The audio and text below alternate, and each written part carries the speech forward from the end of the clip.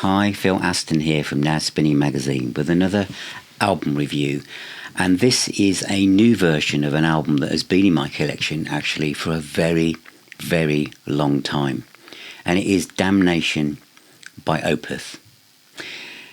In many ways, Damnation is the doorway into the world of Opeth. Opeth are seen by many, and they certainly started as a death metal band with all of the growly vocals or Cookie Monster vocals, whatever your kind of view on that is. This is a band that was entrenched in that style of singing. Although, to be fair, they always had light and shade. And Michael, the vocalist, used it as almost like a conversation in different characters in the songs. This album was different, although it kind of was connected at the hip to Deliverance, which is probably one of their heaviest albums and most brutal metal albums ever to be released upon planet Earth. And Damnation is the complete opposite. It is a gentle, mellotron-drenched prog masterpiece. And the reason why I say it is the doorway into Opeth is because this is how I know a lot of my friends and Now Spinning Magazine Facebook group members got into Opeth because of this album. Of course, the band as well has progressed, and a lot of the more recent stuff has become more kind of vocally gentle, I guess. But it remains, to me, a high watermark in this band's history. The version I'm going to talk about is this, which is the 20th anniversary edition on vinyl. I've had it on original CD with a little booklet, and also in 2015 there was a book, media book version with Deliverance and Damnation stuck together with lots of notes in between. Now, the reason I've got those with me is because I'll show you. It'll come up on the screen as well while I'm talking to you. It's on a kind of smoky brown transparent vinyl. Now, it doesn't have a polyline sleeve, so I've put in my own kind of polyline sleeve within the sleeve, which you can see that here. I get these from Covers 33, these particular ones, and it just protects the record, so it slides inside the inner sleeve that comes with the record. Yes, I would like those to be standard, but nevertheless, that's just what I've done. It means that the record is completely protected. On the inner sleeve is a picture of the band, and then the lyrics on the back. Now, the only oddity, and I haven't owned this on vinyl before, is that apart from the tracks on the back and the lyrics, nowhere does it say there's no credits about who the band is, who engineered it, or anything about it. It's on Smokey transparent vinyl, 20th anniversary. Because you may not know this, but it's actually produced by Stephen Wilson. The relationship between Michael and Stephen go back a long way, and the reason when you play this and you play to someone within your house who isn't quite sure it is, they say, is this Stephen Wilson or Riverside? Because it is that close. So it's strange that the credits aren't all included, but it's no big deal. But it's just interesting because obviously Stephen Wilson did such a fantastic job on this. The tracks themselves, just I've made a few notes. Just this is for you, those of you who may not know this, to give you a feel for it. If you do know it, then hopefully what I'm saying you'll understand. Window Pane is the first track on side one, as I'm now talking about the vinyl version. It's acoustic, it's melancholy, it's, as I said earlier, it's drenched in mellotron. Do you love the sound of the mellotron from those early 70s prog tracks and bands? I do. I love the mellotron almost as much as I love the Hammond organ. And it's just pours over it really does. There's kind of like distorted guitar lines, but they're held back, not held back restrained, but just held back within the mix, but it just works beautifully. And the Stephen Wilson influence is everywhere. But the most amazing thing, and I've never heard Michael mention this himself, he always mentions that, this album sounds a bit like Camel in places. Yep, I'd go along with that. However, I think there's another band hiding in plain sight in this album. And I haven't heard Michael talk about this band, but I can hear them. And it's Wishbone Ash.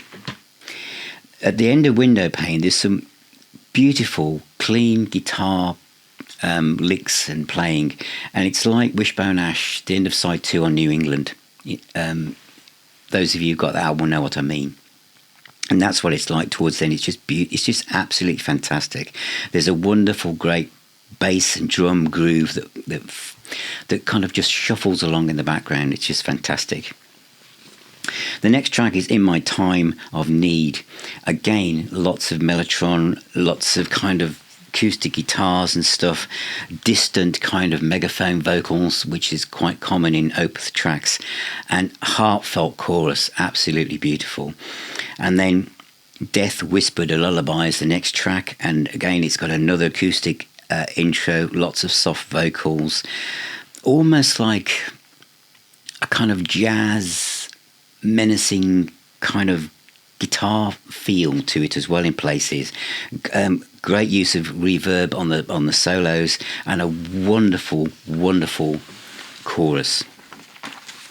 But for me, the best is yet to come, which if you're playing the CD just happens now, but if it doesn't, you're going to turn over to side 2. And the track is Closure. And this is my favourite track off the album, bar none. Acoustic guitars again and vocals, the distant megaphone kind of vocal style as well. But this kind of Eastern feel in the music starts to bubble up to the surface. It really is kind of like, and it's a bit like Page Plant from, their period of the Unplugged bit when they used all those Egyptian musicians and stuff. And it moves into this Eastern kind of guitar riff that just, it's like this is earworm stuff. This riff just gets into your head and you'll be singing it forever. It's just absolutely brilliant. It's kind of, it just repeats and repeats, and it just could go on. It's not cluttered with guitar solos. It's just, they just must have realised, wow, this is a good riff. And they just keep going. And it's just absolutely amazing. This track Closure is my favourite on the album because of this section, this Eastern mystical bit, where it's just amazing. And the chorus, the melodies in this track are just beautiful. You think you don't like Opeth, you think you know who Opeth are, you parked them years ago, but you're into prog rock, you're into rock music, but your ears want to hear something new. I know it's not new, it's 2003, but this album is 2023, 20th anniversary. Listen to this album. This, as I said, is your doorway into this absolutely incredible band. Opeth are one of my favourite bands because of the complexities, because of where it takes me as a person, the journeys it takes me on. It challenges me. It makes me, sometimes I think, I'm not sure about that, but I just keep going, and it draws me down a corridor and takes me to places I never thought I would really like. This album is the key to the world of Opeth. And at the end of the track Closure, there's a sudden stop, and then it goes into another track which is seen as one of the finest moments in the Opeth catalogue, which is Hope Leaves, which is an achingly beautiful song. My oldest son Dan has done this in his set when he goes out just with his acoustic guitar. It's just incredible. The next one is To Rid the Disease. It's kind of like a prog ballad, lovely guitars, great keyboards. Again, it fits in with the mood of the album. And then we move into an instrumental, which is called Ending Credits, interestingly enough, although it's not the end. And this is very Wishbone Ash again. There's a bit of Camel in here, so might be where Michael came up with that, but I think it's Wishbone Ash to me. Again, this lovely kind of Laurie Walsfield kind of Andy Powell guitar thing. But again, it's Opeth. And then we go into Weakness, which is the last track on side 2. This is melancholy, it's mystical, it's unnerving, because there's always this feeling of something. I think the photography, this will help it. This is kind of like an unnerving photo. It's like one of these. This is going to be one of these unnerving ghost series on Netflix, isn't it? There's something about Opeth's music that is kind of like lifting up the flower pot in the garden and seeing all the creatures that live in the dark amongst the earth, crawling around. There is an element of that within Opeth's music, and this track kind of hints at that, even though it blends in with the beauty of the acoustic instruments and the mellotron. There is something kind of not quite right about it. In the best possible way of saying that. But overall, this is a great album. And so, and this album, Damnation, would be in, if I had to run off to a desert island, this album would be in that case of records or CDs as something that I would have with me. I never tire of it. I never ever tire of it. And this is a chance for those of you, as with me. It was released a long time ago on vinyl. I think can't remember the name of the label. It's a long time ago anyway.